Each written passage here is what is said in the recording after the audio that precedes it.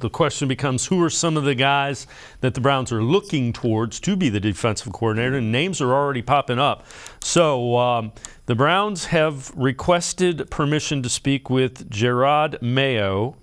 He is a Patriots linebacker coach. Brian Flores has head coaching experience, currently Steelers defensive assistant linebacker coach, not the defensive coordinator, keep that in mind.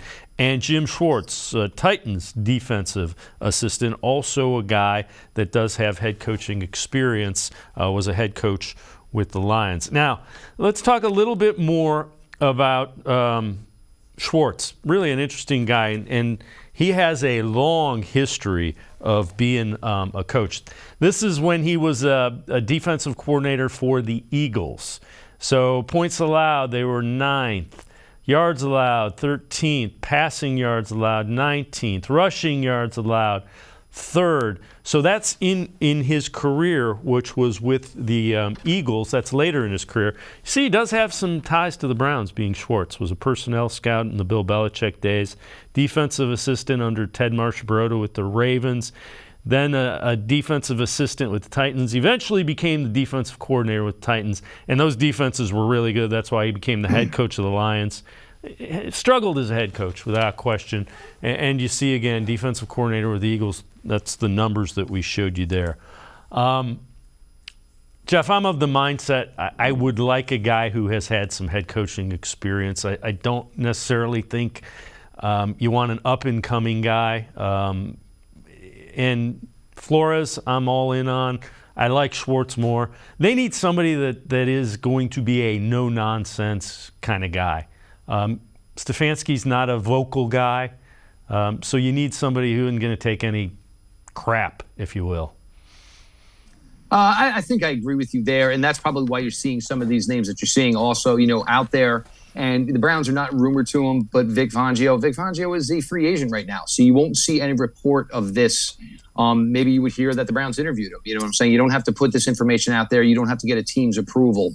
But of course, with Fangio, and then you would go with Flores, then you would go with Schwartz. There was a lot of talk about, in the back of your minds, what happens if next year doesn't start out so well? And maybe then you decide maybe it is time to move on from your head coach, who then would get the bump to be head coach. And, some of these guys, you obviously see they have head coaching pedigree. With a guy like Schwartz at 56 years old, he's been a 3-time defensive coordinator in the NFL. He's a Super Bowl champion. He has been a failed head coach, so obviously he knows what doesn't work as far as being a head coach.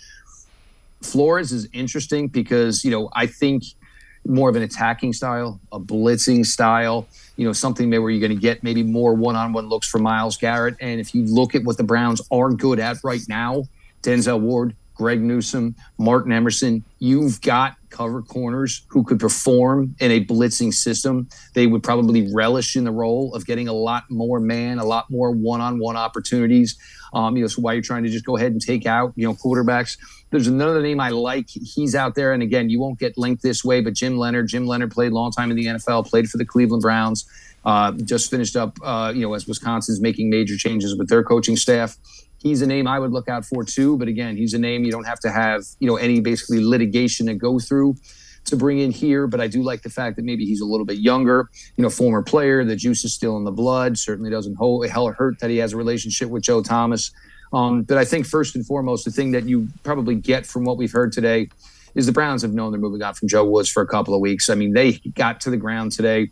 They put out the news that they were done, and they have done, it looks like they've done their due diligence as far as who they want to speak to. And it looks like they want to probably get this wrapped up as quickly as possible.